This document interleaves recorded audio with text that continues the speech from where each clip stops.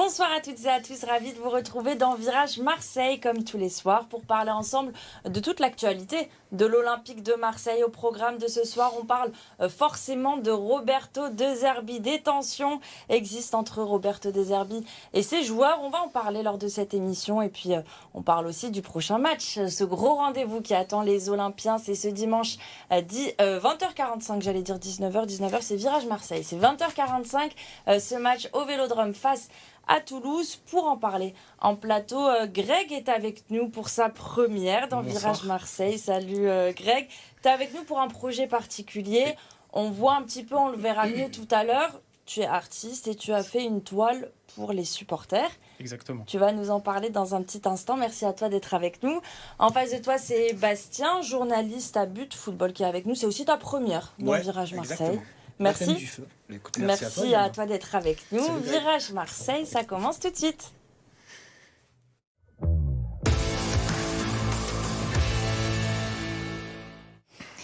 Messieurs, avant de parler de Roberto De Zerbi, un petit point infirmerie, puisque l'OM doit composer avec une cascade de blessures pour ce match si important dimanche face à Toulouse. Pierre-Emile Højbjerg est forfait, il est trop juste avec sa blessure au mollet. Balerdi est également forfait, blessé au genou, et un doute plane autour de Bilal Nadir et d'Amine Gouiri qui sont revenus affaiblis de la trêve internationale. Bastien, ça serait forcément un gros coup dur de perdre aussi Amine Gouiri. Amine Gouiri, ça fait partie justement des joueurs qui sont en forme, qui sont plutôt décisifs pour l'Olympique de Marseille. Donc oui, ça serait un très gros coup dur, d'autant plus qu'il n'y a pas forcément beaucoup de solutions de remplacement. Neil Maupay, évidemment, Jonathan Rowe potentiellement sur le poste de numéro 9, mais ça reste quand même assez faible, je pense. Donc oui, ça serait un très très gros coup dur. Je pense que déjà qu'on est très clairement décimé en défense, si on commence à être décimé en attaque, ça commence à sentir l'eau aussi, effectivement. Greg, comment on se sent avant ce match si important dimanche? On va en parler dans un instant, les polémiques autour de Roberto De Zerbi. Mais au niveau de cette équipe-là, comment tu la sens, cette équipe olympienne? Je pense que c'est stressant parce que on peut tous attendre dimanche soir, comme du bon, comme du mauvais. Et je pense qu'il y a beaucoup de pression autour du match. Et il va pas falloir qu'ils se loupent pour enclencher et repartir de l'avant et aller chercher ce podium. On va parler justement... ce match-là, il est très important. Il y a encore plus de pression, tu en parlais, Greg, parce qu'il existerait des tensions entre Roberto De Zerbi et les joueurs de l'OM. On le sait, après la défaite contre Reims, Roberto De Zerbi, il a changé les habitudes d'entraînement à la commanderie. Les joueurs, ils arrivaient au centre d'entraînement sans savoir vraiment le programme, ou du moins en le sachant au jour le jour. Ils ne savaient pas non plus à quelle heure ils pourraient quitter le centre d'entraînement. Et puis, le quotidien sportif L'Équipe a révélé ce jeudi des tensions qui existeraient entre le coach et ses joueurs. Lundi, notamment, l'Italien aurait refusé de gérer la séance d'entraînement, accusant ses joueurs de vouloir le faire échouer. Je cite, « Vous voulez me faire échouer, alors on va échouer tous ensemble ». Les joueurs, ils auraient alors décidé de ne pas chausser les crampons, de ne pas s'entraîner. Mehdi Benatia serait intervenu pour faire le médiateur, pour ouvrir le dialogue. Et puis finalement, les joueurs se sont entraînés en fin de journée, ce lundi. Depuis les entraînements, ils ont repris à la commanderie. Et ce vendredi, Roberto De Zerbi s'est présenté en conférence de presse. Il était agacé, Roberto De Zerbi, voire énervé. On va l'écouter, Roberto De Zerbi, qui l'a mal vécu, qui sent qu'on le traite comme un criminel. Roberto De Zerbi, on l'écoute, on en parle juste après. Niente, ho vissuto molto male questa settimana. J'ai très mal vécu cette semaine, comme tout le monde. Je suis la personne qui veut le plus de bien à mes joueurs, mais je suis aussi entraîneur et je dois les tirer vers le haut. Les choses qui se sont passées cette semaine sont des choses normales, qui arrivent dans tous les vestiaires, mais à Marseille, ça sort dans les médias. Aujourd'hui, certains d'entre vous vont me faire passer pour un criminel et ce n'est pas juste. Je suis une bonne personne, peut-être que j'ai été trop gentil quand je leur donnais un jour de repos en plus, mais dire qu'il y a des joueurs contre moi, c'est faux. Dans un groupe de 22 joueurs, il y en a peut-être qui ne m'apprécient pas et je ne veux pas être apprécié par tous. S'il fallait revenir en arrière, je ferais les choses de la même manière. C'est vrai que Roberto De Zerbi, depuis le début de la saison, il nous a habitués à des sorties en conférence de presse devant les journalistes. Il est assez cash, Roberto De Zerbi. Mais comment on interprète cette j'aime pas utiliser ce terme-là, mais c'est une polémique, une mini-crise quand même à l'Olympique de Marseille. Bastien, toi, comment tu l'interprètes? Comme je te disais tout à l'heure en coulisses, Diana, j'ai tellement eu l'habitude de ce genre de polémique, comme tu dis, à l'Olympique de Marseille, on a l'impression de ne pas traverser une seule saison sans qu'il y ait une polémique, une sorte de zone de turbulence un petit peu comme ça. Comment on interprète tout ça? Tout simplement, il faut voir comment les joueurs vont vouloir réagir de cette crise, tout simplement. Les vrais grands clubs arrivent à sortir de la crise. Moi, j'ai trouvé un Roberto De Zerbi plutôt remonté, comme tu l'as dit, évidemment. On sent qu'il est agacé, on sent qu'il est aussi revanchard. On le sent quand même plus ou moins derrière ses joueurs aussi également. On sent qu'il est quand même ancré dans le projet, ce qui est quand même assez une bonne nouvelle, je pense. Il en a quand même aussi profité pour écarter un petit peu les rumeurs de départ, ce qui est quand même une bonne chose ici, me semble-t-il. Donc, cette situation est un petit peu compliquée à délier. Très honnêtement, on savait qu'il y avait un petit peu des tensions, pour être honnête avec vous, même avant la trêve internationale. Ça s'est un petit peu accentué forcément à cause des résultats, c'est évident. Mais justement, cette séquence qui s'ouvre justement va nous permettre un petit peu de savoir qui est qui dans ce club, qui sont les réels, les réels hommes finalement, qui sont les enfants. C'est à ce moment-là qu'on va pouvoir juger sur pièce, mais effectivement, c'est une très bonne séquence qui va s'ouvrir. Greg, en tant que supporter, comment on le perçoit tout ça? Est-ce qu'on se dit, Roberto De Zerbi, il est peut-être trop dur, il demande trop à ses joueurs, ou est-ce qu'on se dit, pour jouer à l'OM, il faut les épaules, et est-ce que ces joueurs, ils les ont, ces épaules? Après, moi, par rapport à sa conférence de presse, moi, je pense qu'il a trouvé les bons mots pour atténuer la chose. Après, ce qui est sorti dans la presse par rapport aux joueurs qui ont refusé de s'entraîner, moi, je trouve pas ça normal dans le sens où c'est des joueurs professionnels. Lui, il est entraîneur. Je pense que ça aurait dû se passer en interne et pas faire sortir comme ça. Si ça sort, on nous a toujours dit, nous journalistes, quand ça sort, quand il y a une top, c'est que forcément les choses, elles vont pas très bien. C'est ça, c'est ça. Donc du coup, je pense que oui, après, de Zerbi, il a la mentalité pour être dans ce club. C'est indéniable. Il a toutes les qualités pour entraîner à l'OM. Mais après, De Zerbi, on n'a pas le recul nécessaire pour dire c'est un grand entraîneur de joueurs, d'équipes qui jouent la Champions League. Il a entraîné des clubs comme Sassuolo, comme Brighton. Ça reste des clubs qui ont joué le milieu de tableau. Certes, le jeu était bien, mais il n'a pas prouvé au top niveau. Et c'est pour ça qu'on va voir maintenant avec un vestiaire comme ça, entre guillemets, star. Est-ce qu'il va pouvoir le gérer les égos de chacun, savoir si tout va bien se passer entre les uns et les autres. Est-ce que tu doutes de Roberto De Zerbi? C'est vrai qu'on s'enflamme souvent à Marseille quand il est arrivé. Tout le monde parlait d'un titre. Bon, après, on a oublié ce titre-là. Mais est-ce que là, aujourd'hui, tout ça te fait douter sur ce projet à long terme? Non, j'espère qu'il va rester parce que je pense qu'il faut de la stabilité au club. Il faut construire des choses. Ça fait trop de nombreuses années qu'on change un peu tout et qu'on n'a pas assez cette stabilité parce que tous les ans, on nous dit on recommence un nouveau projet. Sauf que nous, ça fait depuis 2012 qu'on n'a pas gagné un titre. Et c'est vrai qu'à Marseille, on n'attend que ça, en fait, de gagner un titre. On est frustré par rapport à ça. Et il y a une pression monstre parce que les gens attendent que ça, en fait. Bastien, est-ce que Roberto De Zerbi, il risque pas de perdre ses joueurs, de ne plus avoir le support? On le sait, il a le support, il l'a dit lui-même en conférence de presse, il a fait des rendez-vous individuels avec des joueurs cadres, je pense notamment à Rouli, à Kondogbia, à Harit aussi. À l'entraînement, il s'est entretenu de nombreuses minutes avec Valentin Rongier. Est-ce qu'on se dit pas, il y allait peut-être un peu fort et il risque de les perdre, ces joueurs-là, dans cette volonté sûrement de bien faire? Alors, pour être tout à fait honnête, je pense qu'il va en perdre quelques-uns. Je pense qu'il va perdre ceux qui sont les plus intelligents, ceux qui sont le plus ancrés justement dans le projet, qui n'ont même pas finalement besoin de ce genre de coups de pression, de coups de massue pour savoir où ils en sont, très clairement. Je pense qu'il y en a qui vont sans doute le lâcher, entre guillemets, mais je pense que c'est quand même une bonne chose que tout ça sorte, entre guillemets, maintenant. On sait que ce sont des fuites, on sait que ce sont sans doute des tops qui déstabilisent un petit peu tout ça, mais je pense qu'il reste encore 7 matchs, on a encore le temps, je pense que il faut se mettre une pile maintenant, sinon ça va être très compliqué.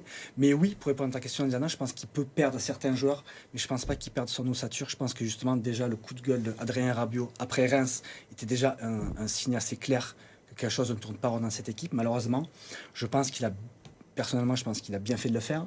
Je pense qu'il a toute la légitimité, le statut pour le faire à ce moment précis de la saison. Maintenant, ça fait quand même beaucoup trop de coups de gueule, coup sur coup. Donc c'est ça qui m'inquiète un petit peu, même si je reste quand même globalement confiant sur cette fin de saison. Je préfère rester optimiste, même si effectivement les signes sont un petit peu inquiétants. On va écouter Neil Maupay. Neil Maupay qui était également présent en conférence de presse et lui il a rassuré les journalistes. Il n'y a pas de cassure entre les joueurs et Roberto De Zerbi. On l'écoute, Neil Maupay. Non, il n'y a pas de cassure entre le coach et nous. Au contraire, je pense que c'est dans les moments comme ça, on peut en sortir tous grandis et encore plus proches. On est venu ici en connaissant le coach. Il est tellement passionné et il a tellement à cœur de mener à bien son projet et notre projet que forcément, après des mauvaises performances, des fois, il y a des choses à régler. Je pense que c'est dans toutes les familles, dans tous les couples, des fois, il faut savoir se dire les choses. Mais on est tous avec lui parce qu'on sait que si on veut bien finir le championnat, on a besoin de lui et on a besoin de tout le monde. Voilà, Neil Maupay qui rassure. L'OM reste une famille, reste un couple et il n'y a pas de cassure. On va continuer à parler de Roberto De Zerbi, de ce prochain match. On va surtout parler de supporters. Quel accueil des supporters au Vélodrome ce dimanche face à Toulouse. C'est dans une deuxième partie du Virage Marseille. Donc restez avec nous, à tout de suite.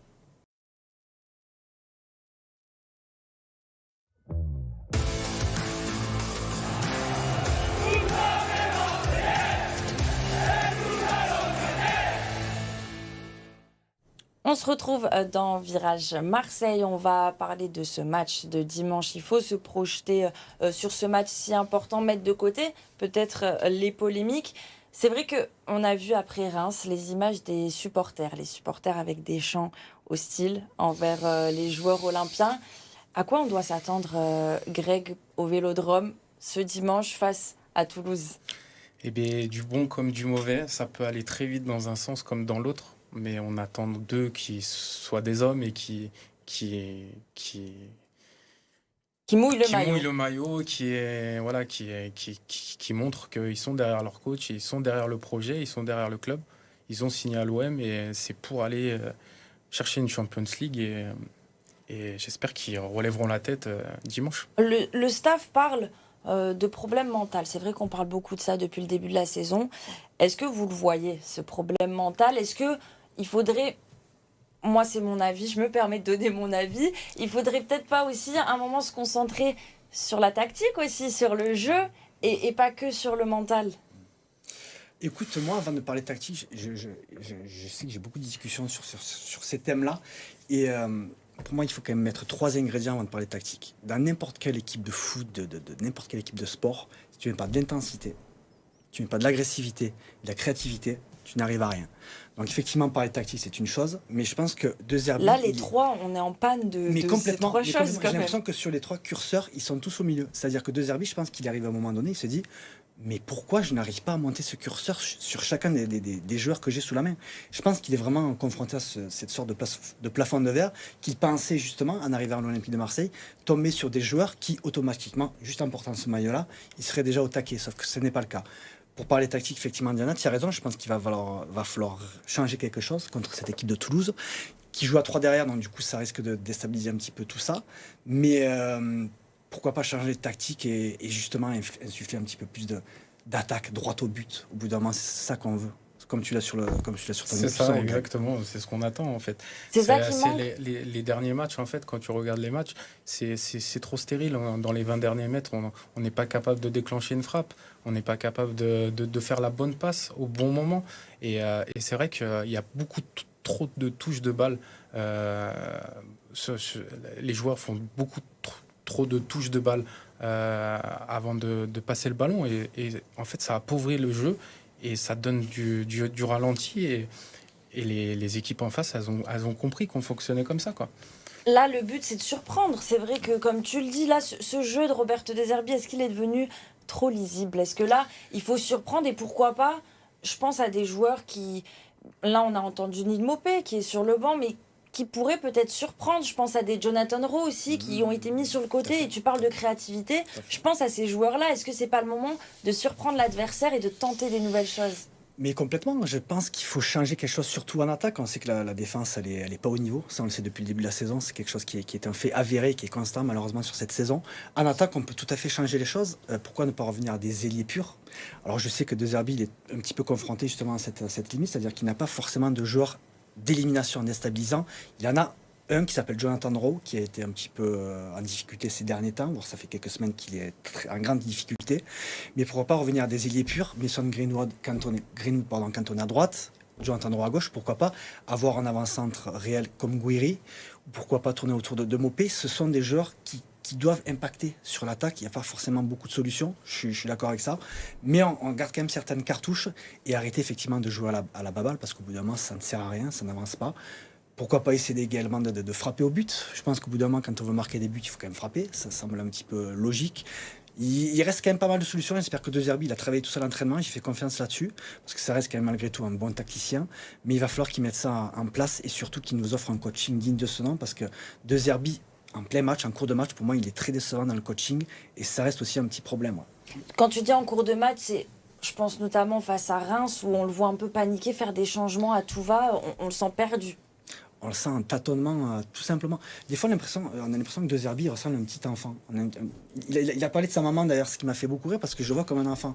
On sent qu'il est à fleur de peau, il parle sa maman. Et on a l'impression que des fois, il ne trouve pas la solution. Et du coup, il tente plein de choses qu'on pourrait même potentiellement nous tenter. Donc, ça donne un petit peu ce côté un petit peu enfantin de son côté. Alors, ça reste un homme, évidemment, un homme viril, un Italien, mais qui reste aussi un petit peu... Dans le doute, dans le tâtonnement, et effectivement contre Reims, c'était criant avec un Dedic qui a fait le tour du stade à tous les postes. On sait même plus. Alors après, il paye un petit peu le côté trop polyvalent, c'est-à-dire que Dedic, je pense que même lui ne sait même plus à quel poste il joue de base, donc c'est très compliqué.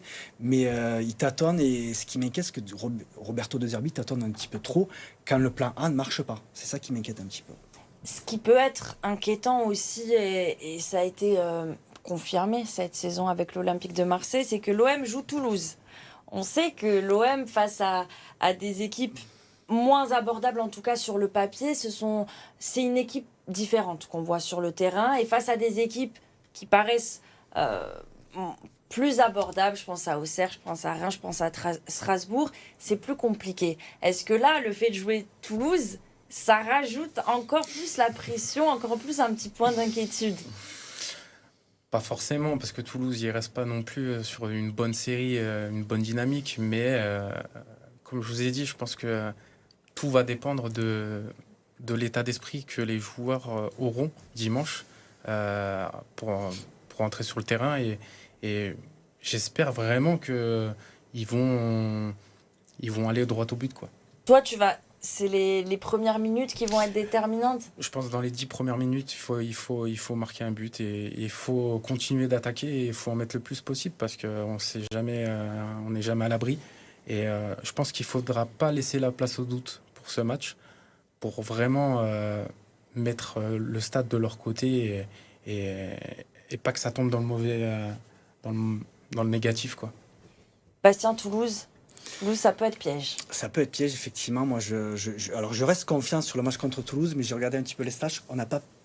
Alors, ils n'ont pas gagné contre l'OM depuis 22 matchs, et ils n'ont pas gagné au Vélodrome depuis 13 ans. Et bien, l'OM adore ressusciter ces équipes-là. Exactement, c'est tout à fait ce genre de truc qui m'inquiète personnellement. C'est-à-dire qu'on a ressuscité tout le monde. On a l'impression d'être dans un clip de Michael Jackson, très connu. Et ce qui m'inquiète, c'est que cette équipe de Toulouse va arriver finalement sans avoir à jouer grand-chose au final, parce qu'ils sont quasiment sauvés. Ils ont une équipe plutôt de milieu de tableau, dans le ventre mou. Mais il y a quelques joueurs qui sont un petit peu à craindre. Je pense à Vincent Siro, qui est pas si mal. Yann Bo, qui est pas mal aussi, qui peut nous faire mal. Je ne sais pas si Aboukhalal va jouer.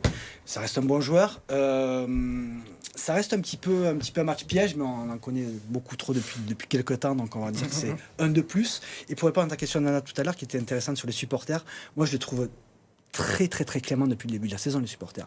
Moi, je reste énormément après les matchs, pour, évidemment les conférences de presse, et je les vois très très très cléments envers cette équipe. C'est-à-dire qu'il n'y a pas de bronca, j'en ai pas vu beaucoup. Il y a cette aura de Zerbi. Il y a cette aura de Zerbi, effectivement, comme tu dis, mais je les trouve calmes. Je les trouve très calmes et je les trouve très apaisés. Je pense que s'il y a vraiment un mauvais match contre Toulouse, ça risque pas de péter, je vais pas employer les mots forts, mais il peut y avoir quelque chose d'assez puissant qui pour l'instant reste un petit peu en sommeil. Il nous reste quelques minutes dans cette émission. Bon, on va mettre de côté les polémiques. Le match là, on va rester bon mood quand même, puisque Greg, tu es avec nous, t'es pas venu les mains vides sur ce plateau, avec une toile très particulière. On va essayer de la montrer, comme ça vous la verrez mieux, cette grande toile. Voilà, parfait. Waouh. C'est une grande toile. 1899 écharpes sont représentées avec le nom de 1899 supporters, c'est ça? C'est ça. Pourquoi? Comment tu as eu cette idée? Comment ça s'est fait? En fait, ça fait 4 ans que je fais des toiles participatives. La première année, c'était le Vélodrome avec le Vieux-Port. Et les gens pouvaient mettre leur prénom dans les petites fenêtres. Et en fait, j'ai gardé cette habitude de faire ça une fois par an. Et cette année, en fait, le club m'a contacté au mois de décembre en étant intéressé pour faire un projet. Et je me suis dit, c'est quand même le club de mon cœur. C'est quand même... quelque chose d'incroyable, donc j'ai voulu faire quelque chose d'assez grand et j'ai eu cette idée de faire 1899 personnes. Là, on voit au premier plan du coup représenté, oui. C'est toi avec ton fils. Avec mon fils Diego. Donc là, il y a la classe à Diego. Parce qu'il n'a pas les réseaux sociaux, donc du coup il m'a dit, papa, est-ce que tu peux me mettre toute ma classe? Donc là il y a toute sa classe et ensuite il y a un peu d'Insta, il y a un peu de Twitter. C'est des gens qui t'ont contacté ponctuellement pour te dire on veut être dessus. Voilà, on avait mis un message, donc il y a des gens de Nouvelle-Calédonie par exemple, il y a des gens de Genève, il y a des gens qui sont pas venus au stade, qui n'ont pas eu l'occasion, ils sont sur cette toile, donc j'ai trouvé ça bien de partager un bout de moi avec eux et j'ai trouvé ça incroyable de faire ce projet avec 1899 personnes. C'est quoi la suite pour cette toile? Où est-ce qu'on peut la retrouver? Est-ce qu'on peut l'acheter? Dis-nous tout. Alors cette toile, elle n'est pas disponible à l'achat. À la base, j'aimerais qu'elle trouve refuge au Vélodrome. Il y a des pourparlers. C'est vrai que j'attends beaucoup de réponses à mes questions parce qu'il y a beaucoup de personnes qui... Il y a 3 parties, il y a le club, il y a le gérant du stade, la société qui s'occupe de la gestion, et ensuite il y a la mairie. Il faut avoir l'accord de ces 3 parties, donc je fais un appel à tous ceux qui nous regardent, on veut cette toile au Vélodrome. Voilà, au Vélodrome. Trop bien, merci beaucoup. Merci avec Bastien, je t'entendais dire c'est super beau. Écoute, je suis jaloux parce que moi je suis arrivé les mains vides du coup, donc il faut te lancer dans la peinture, on veut une toile. Je vais y aller. L'année prochaine, tu peux prendre rendez-vous, il y aura une toile participative, ça sera peut-être pas 1899 personnes, mais je te garderai une place avec grand plaisir. Écoute, avec plaisir partagé du coup. Greg, on peut te retrouver sur tes réseaux sociaux pour des commandes, pour voir un peu tout ton travail. Sur mon site internet, vous pouvez l'acheter en format affiche si vous le souhaitez, pour avoir un souvenir dans vos salons. Super. Merci beaucoup. Merci à vous. Greg, merci Bastien. Avant de se quitter, c'est la tradition du vendredi, un petit prono. Je sais que vous aimez pas les pronos, mais petit prono avant ce match. Bastien. J'ai déjà pronostiqué un petit 2-0, donc je vais pas me défausser. 2-0, ouais. 2-0. Greg. Alors moi j'étais à Toulouse au match aller. Il y a eu 3-1. Donc je reste sur ce score de 3-1.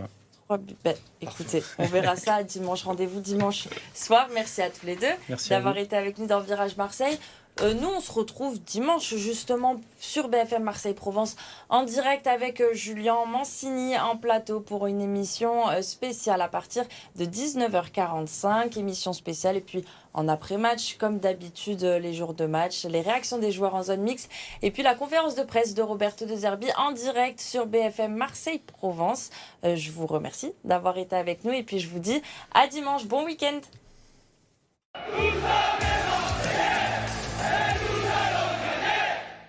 Votre programme vous a été présenté par FreeFoot, l'app de référence des supporters de l'OM.